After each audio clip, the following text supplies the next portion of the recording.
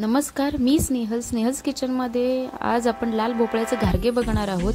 चला तर सुरुवात करूया। लाल भोपळ्याचे खमंग खुसखुशीत असे घारगे बनवण्यासाठी साहित्य बघून घेऊया। ते लाल भोपळा सोलून किसून घेतलेला आहे।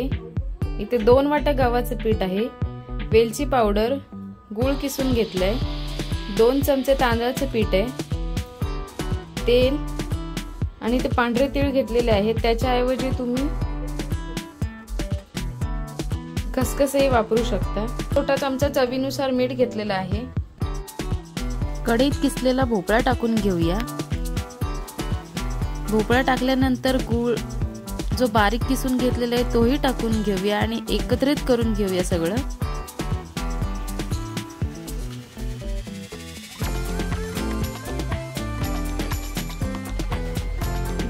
मीडियम ते लो गॅसवरच आपल्याला लाल भोपळा आणि गूळ शिजवून घ्यायचा आहे।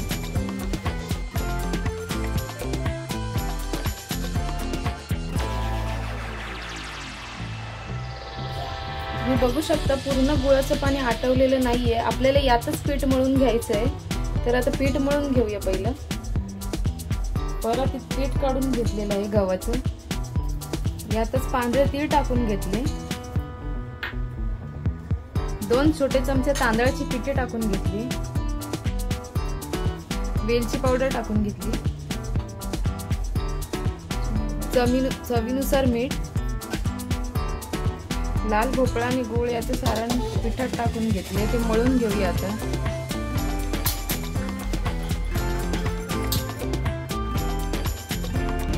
लागेल तसं पीठ यात घालून घ्यायचंय।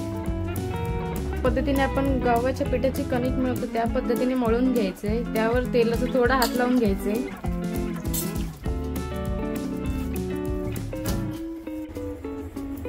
पीठ 10 ते 15 मिनिट मुरून झालेलं आहे। त्याचे आता गोळे करून घेऊया घारगे लाटण्यासाठी।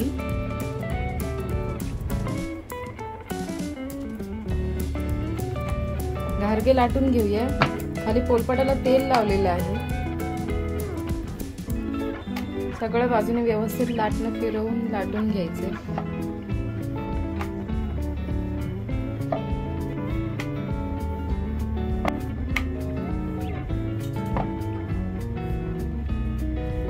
या पद्धतीने सगळे घारगे लाटून घेऊया। पीठ न लावताच लाटून घ्यायचे आहेत। पीठ लावलं तर तेलात पीठ सुटू शकतं, त्यासाठी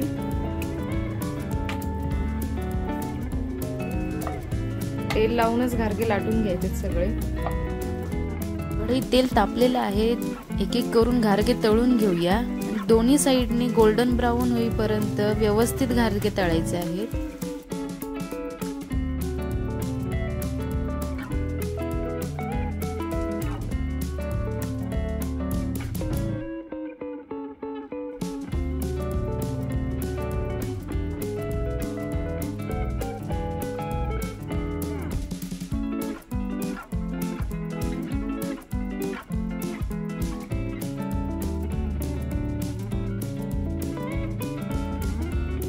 लाल भोपळ्याचे खमंग असे घारगे तयार आहे। हे तुम्ही नक्की ट्राय करून बघा।